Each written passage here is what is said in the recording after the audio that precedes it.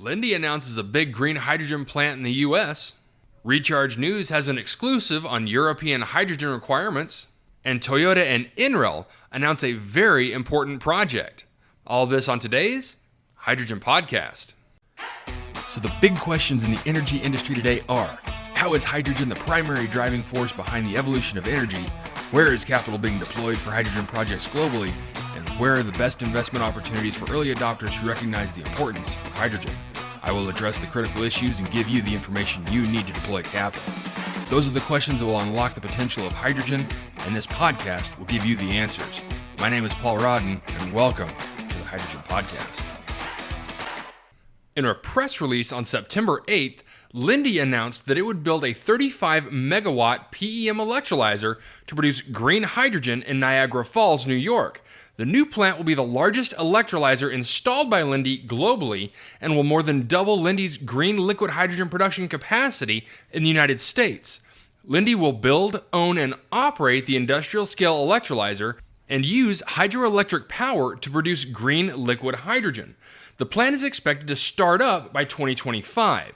Lindy will leverage its existing liquefier and distribution infrastructure to supply existing and new customers.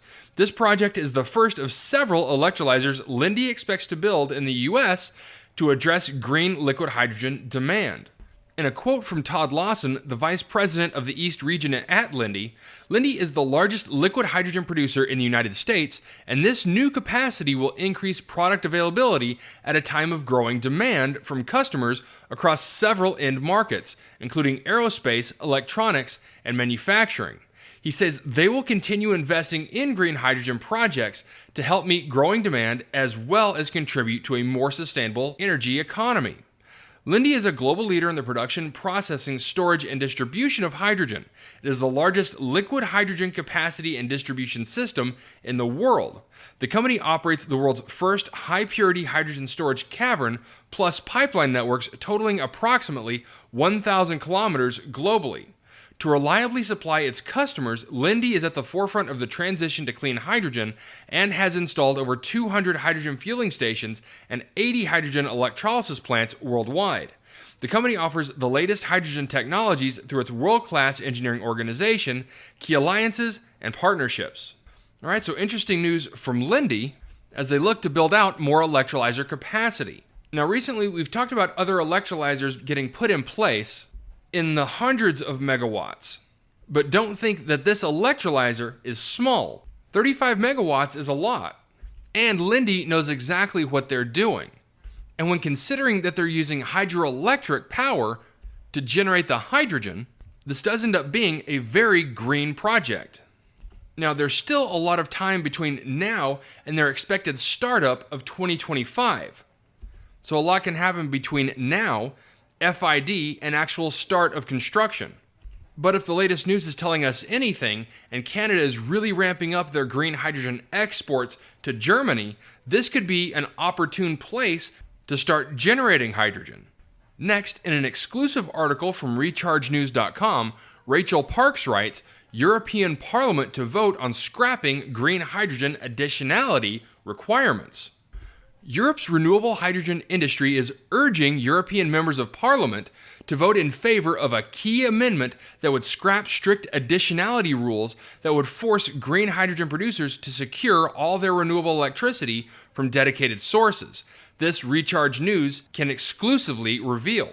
Amendment 13 to the latest overhaul of the Renewable Energy Directive, due to be voted on by MEPs on September 14th, would also relax the proposed rules requiring green hydrogen producers to account for the provenance of all their renewable electricity on an hourly basis.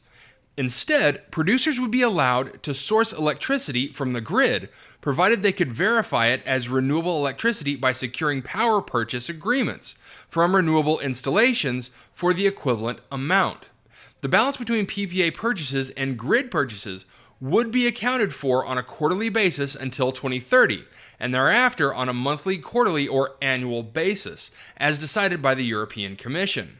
Sponsored by German MEP Markus Pieper and his center-right voting bloc, the European People's Party, the amendment would also effectively delete the controversial draft Delegated Act on Additionality, replacing it with the more flexible stipulations embedded directly in Article 27 of the RED. Hydrogen Europe, which represents over 400 hydrogen-related firms and trade associations, has written to MEPs in a letter seen by Recharge, urging them to vote yes on the amendment, claiming that the change is essential to allow Europe to compete with the United States for green hydrogen investment and for European hydrogen producers to keep costs down. The proposed delegated act would have insisted on all renewable hydrogen producers sourcing electricity from dedicated renewable supply, with grid-sourced electricity allowed only when it could be offset with dedicated supply within the hour. The rule would not have applied to producers located in electricity bidding zones with more than 90% renewables in the power mix, such as those in Nordic regions, a scenario that has not been addressed in the EEPS Amendment proposal. Last week, the group's chief executive, Giorgos Chatzimarkakis, wrote to the EC president, Ursula von der Leyen, warning that the disproportionate rules in the delegated act risked a mass exodus of producers to the U.S., tempted over by the Biden presidency's generous incentives for green hydrogen production. But Amendment 13 goes considerably further than Chatzimarkakis appeared to ask for in a plea to von der Leyen, scrapping not just the hourly accounting, but also the requirement for all renewable hydrogen installations to have dedicated supply in the entire draft regulatory proposal for green hydrogen. And if it passes, the amendment is likely to cause uproar among activists concerned about renewable hydrogen installations cannibalizing renewable electricity supply, which could usefully decarbonize other sectors. All right, so this is something that we've talked about on this show several times regarding the dichotomy between US regulations and European regulations when it comes to hydrogen production. And according to this article, it appears that there are several over in Europe who understand just how important these regulations are when it comes to hydrogen, its production, and the economics surrounding the industry. Now, hopefully, the vote on the 14th will show some understanding of this situation. Because if not, I can guarantee you, billions of dollars will be moved from Europe to the United States for hydrogen generation. And lastly, in a press release out of Plano, Texas, Toyota Motor North America is collaborating with the U.S. Department of Energy's National Renewable Energy Laboratory, NREL, to build, install, and evaluate a 1 megawatt PEM fuel cell power generation system at NREL's Flatirons campus in Arvada, Colorado. This 3-year, $6.5 million collaboration is funded in part by DOE's Hydrogen and Fuel Cell Technologies Office in the Office of Energy Efficiency and Renewable Energy and supports DOE's H2 at Scale vision for clean hydrogen across multiple applications and economic sectors. The 1 megawatt fuel cell system integrates multiple Toyota fuel cell modules into a larger system to provide responsive stationary power. Through a previous collaboration, NREL has demonstrated the use of an automotive fuel cell system to provide carbon-free power for a data center. This new system, at a significantly larger scale, generating about 15 times more power and capable of direct current and alternating current output. Toyota leveraged its over 25 years of fuel cell development experience as it designed the 1 megawatt system, expanding on expertise from the light-duty fuel cell electric vehicle market. Toyota is providing the fuel cell modules and is working with systems integrator Telios for the design, balance of a plant, and build of the system for delivery to NREL. Toyota has developed an integrated control system to manage operation of the fuel cell modules to maximize efficiency and system life. The system demonstrates a simplified design as a drop-in replacement to a conventional generator.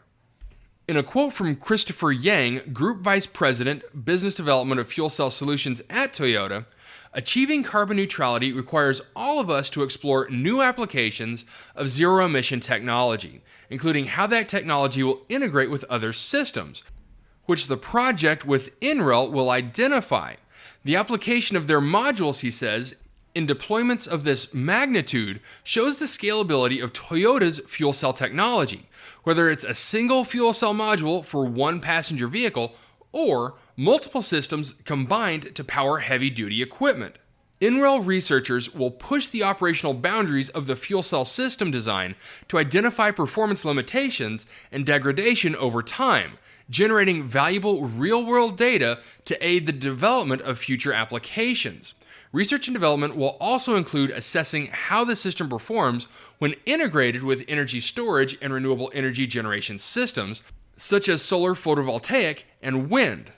In a quote from Daniel Layton, an NREL research engineer and principal investigator on the project, he says they will study the scaling of PEM fuel cell systems for stationary power generation to understand what the performance, durability, and system integration challenges are.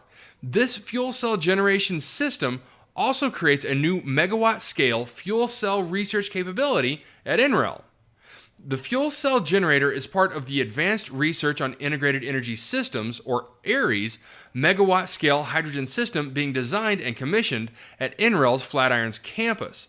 The flexible system, which includes a 1.25 megawatt PEM electrolyzer, a 600 kilogram hydrogen storage system, and 1 megawatt fuel cell generator, provides a platform to demonstrate direct renewable hydrogen production, energy storage, power production, and grid integration at the megawatt scale. The fuel cell generator system will be installed this summer, and the full system will be commissioned later in 2022. Okay, so really an amazing collaboration between Toyota and NREL. And while we've talked about other larger fuel cell systems being set up for stationary power, such as Microsoft, this project, even though it's only a 1 megawatt system, is just as important. One, because of who's participating in the research, in this case NREL, but also because they're combining a 1.25 megawatt electrolyzer and a 600 kilogram storage system. So instead of it just storing immediate power to the facility, they will also generate hydrogen, store it on site, and also redeliver it back to the grid. And I will be very interested to see just how far this project goes and how successful NREL deems it to be. All right, that's it for me, everyone. If you have a second, I would really appreciate it if you could leave a good review on whatever platform it is that you listen to. Apple Podcasts, Spotify, Google, whatever it is. That would be a tremendous help to the show. And as always, if you have any feedback, you're welcome to email me directly at info@thehydrogenpodcast.com. And as always, take care, stay safe. I'll talk to you later. Hey, this is Paul. I hope you liked this podcast. If you did and want to hear more, I'd appreciate it if you would either subscribe to this channel on YouTube or connect with your favorite platform through my website at www.thehydrogenpodcast.com. Thanks for listening. I very much appreciate it. Have a great day.